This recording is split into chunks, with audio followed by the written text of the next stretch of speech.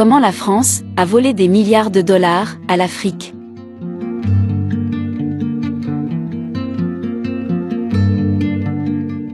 L'Afrique est pauvre, et ses habitants ont besoin d'aide.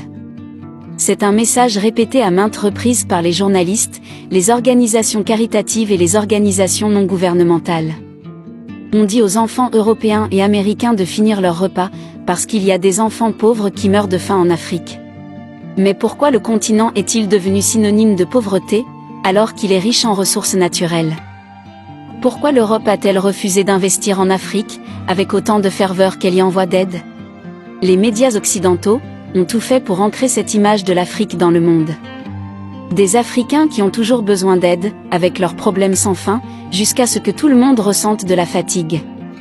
L'Afrique est-elle réellement pauvre? Eh bien, examinons cela de plus près. Mais d'abord, n'oubliez pas d'aimer la vidéo et de vous abonner à notre chaîne si vous êtes nouveau. Activez la cloche de notification pour ne rien louper. Commençons. Un rapport de Global Justice Now a révélé qu'en 2015, 203 milliards de dollars ont quitté l'Afrique, contre 161 milliards que le continent a reçus sous forme de prêts et d'aides. Mais la somme d'argent qui quitte l'Afrique n'est jamais mise en évidence. Et la manière dont l'argent et les ressources sont exploitées du continent, au profit des gouvernements et des entreprises étrangères, est cachée. En 2019, le vice-premier ministre italien Luigi Di Maio a souligné que la politique de la France en Afrique provoquait la pauvreté, et par conséquent, la migration des Africains vers l'Europe par des routes maritimes dangereuses.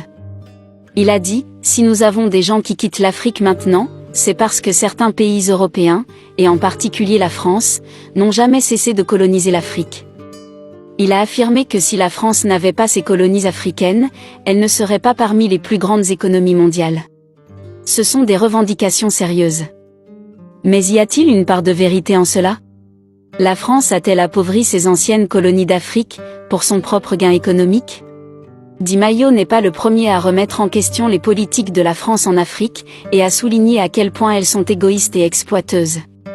Pour le contexte, la France était le deuxième plus grand colonisateur européen en Afrique, après la Grande-Bretagne.